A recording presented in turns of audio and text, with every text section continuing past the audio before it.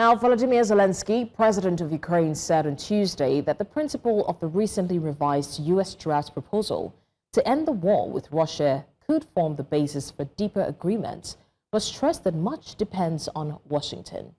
Zelensky acknowledged that while Ukraine is ready to move forward with the plan's framework, it still has sensitive points that need addressing. He said Kyiv had its own framework developed in Geneva, which remains on the table.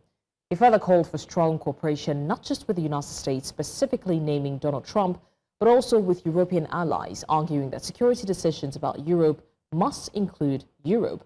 Zelensky also warned that Russia's recent attacks on Ukrainian cities, carried out while diplomacy is underway, are especially cynical, showing that Moscow continues its aggression even as peace talks proceed. And now, global affairs analyst Ejike Okpa joins me live to share his thoughts on this. Ejike, Trump is sending his envoy, Steve Witkoff, to Moscow to have peace talks.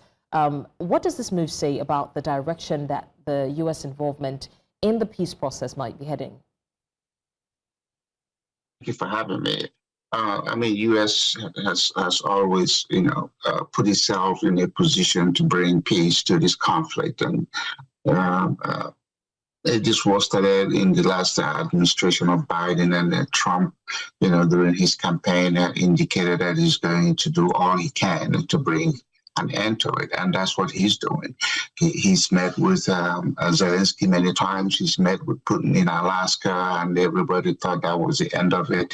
But, we all have to be patient and understand that this sort of something takes time. You're talking to countries that have sovereign rights and their presidents that have to assert their own position and the ego. There's a lot of ego in this stuff. So it's not a case where tell somebody this is what you do, and if you don't do it, I do that. So what we see is this, pendulum swing, going back and forth until the pendulum stops. And that stop, we're hoping is going to be where the agreement is reached and the parties to the conflict, are comfortable with the agreement. They started with a 28-point agenda, and now it's down to 19. Whether it's going to go up to 28 or more or less, we don't know. But with the envoy and the Secretary of State and everybody in between playing their role, we are hoping that in no distant future that this is going to come to an end. The Europeans are tired of it.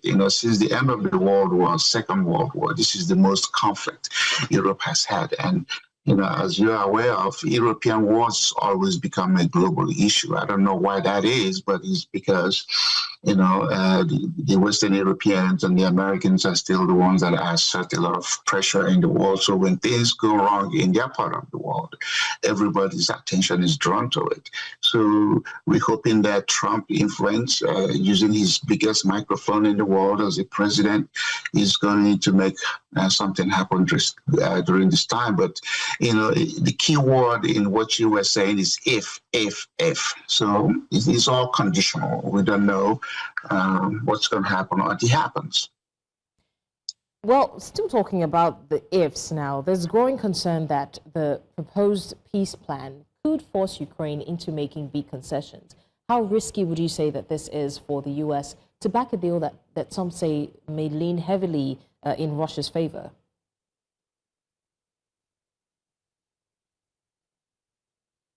When you get into it, then it becomes, what are you willing to give up in order for you to get peace? And so Russia's got to give up something, and Ukraine has got to give up something. It's a case of opportunity cost. At the end of this, the two parties to the conflict, obviously one has a much bigger power to, afflict injury on the other side. So it's going to come, can Ukraine be in this war without the support of outsiders?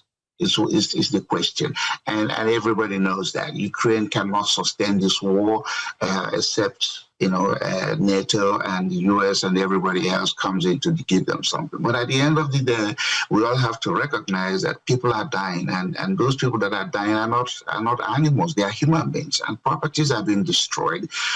We can go back and rebuild what is physically destroyed, but lives that are lost cannot be replaced.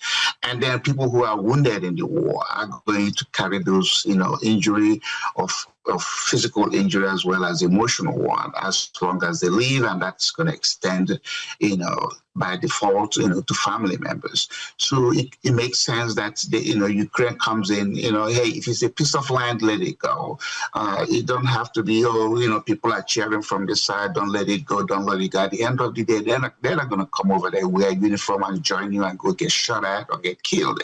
All right. So, okay, apologies for interrupting you, but I want to appreciate you, Global Affairs Analyst Ejike Okpa, for joining us to discuss this very important conversation.